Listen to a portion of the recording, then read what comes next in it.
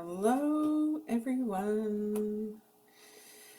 I'm just waiting for Facebook here. It looks like I'm live. Thank you for joining me for tonight, my Tuesday night spiritual tea talk.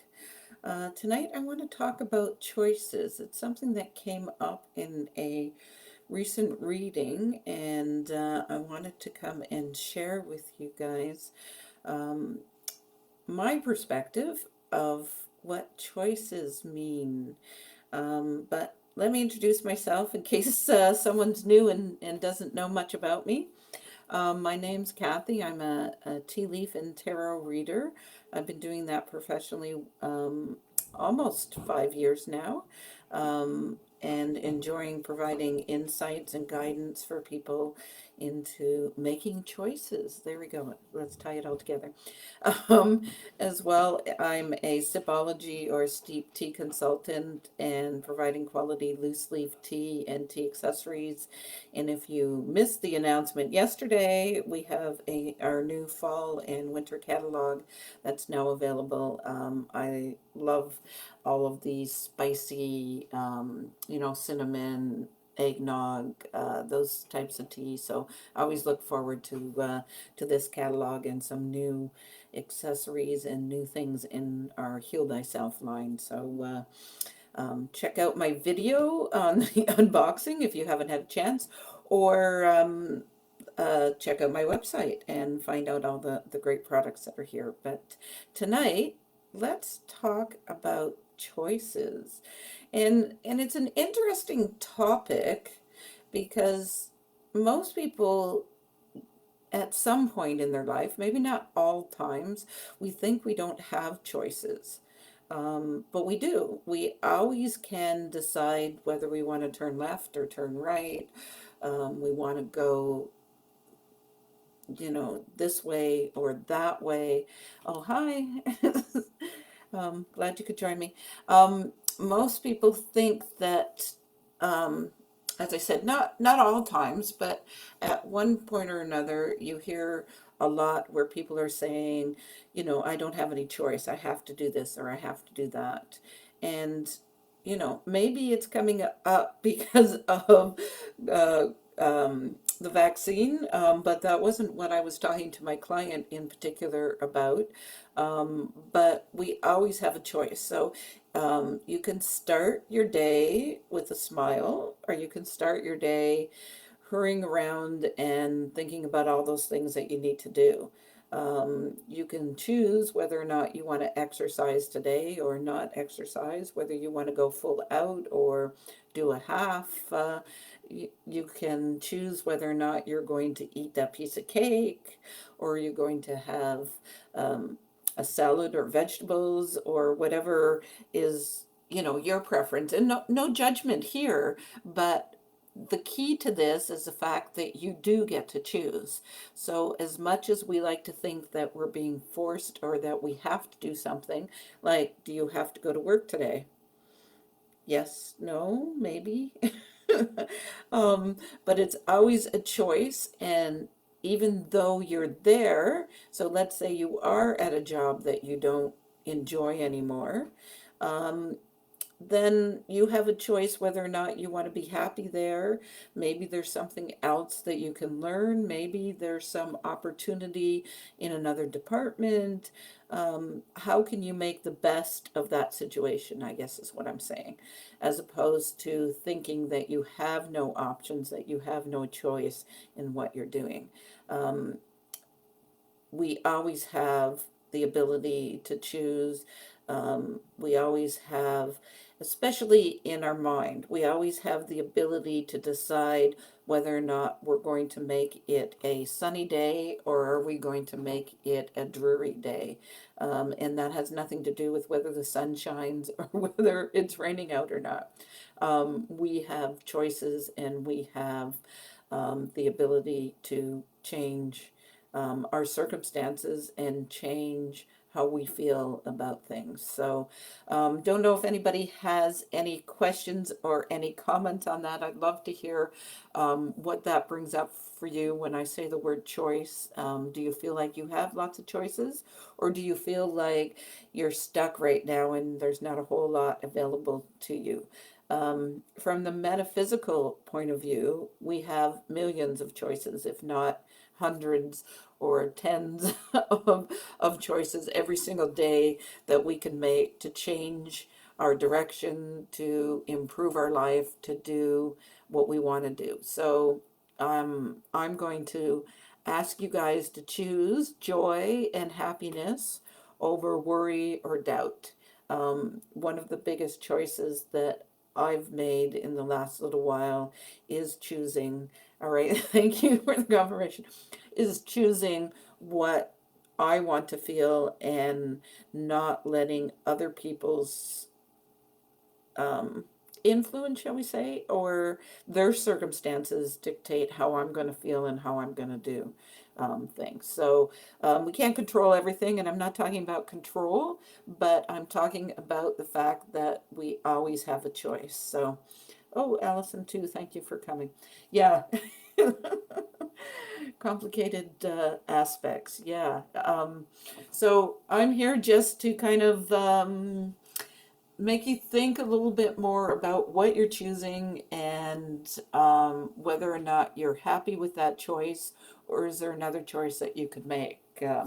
But I was called as well to pull some cards. No, two cards. There we go. They're telling me two cards from the tarot. I'm hoping they're going to be something related to choice today, but we're going to see what's going on. There are simple choices, yes. I can't see all of the, to make it in, yes, exactly. Sometimes just making a simple choice like smiling first thing in the morning can can start your day completely different. You know, we do get to choose. We are the ones in control of our life, nobody else's life, just our own life. And what are we choosing to do? Okay, I'm feeling like we're complete here, so I'm just going to cut the deck and we're going to take the top two cards. Page of Pentacles. So look at him. He's, well, Pentacles, first of all, represent abundance and material things. And just look how green that grass. Hi, Dorothy. So glad you could join me. Yeah, so he's very abundant, obviously. We've got a green grass, we've got fields that are full of green and things growing. Pages are usually messages coming in as well as beginnings, like they represent people that are young, usually late teens, early 20s. So this person is choosing to plant his seeds. There we go. So I guess Spirit's asking you as well, what seeds are you planting? Are you are you planting seeds of happiness and abundance, or are you planting seeds that are more things aren't going my way, or I don't like that, or I wish I could change? And so the page here is asking us to plant the seeds that we would like to grow and what we would like to be able to harvest in 6 months, a year, 2 years from now. Always growing, always harvesting, and planting the right seeds. And my second card, that one was deep, wasn't it? No. King of Wands. So wands are about creation as well, and being very creative. He's sitting very pretty and being very royal, shall we say. I'm feeling like he's watching over. We've got the sheep there, so it's like he's watching over his kingdom. And I'm gonna say to you as well, what are you? Hi, Leslie Ann.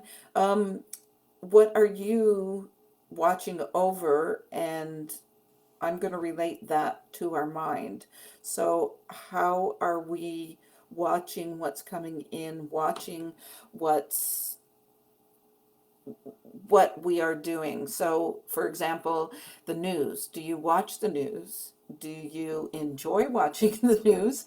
Um, or is it something that's actually harming you um, in bringing, and I don't want to say negative, but those circumstances that, maybe we don't need to know if there was a shooting in our area this last night or not.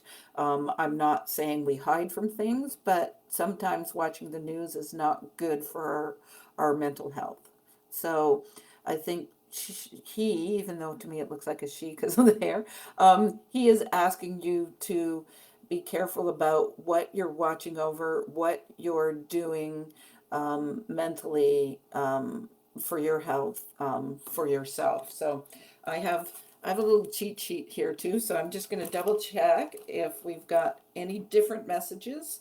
So the page is a patient child, family, or money news, or a job or a raise. Oh, that's interesting. So this is about abundance. So there might be a new job or a new opportunity coming in when we see the page.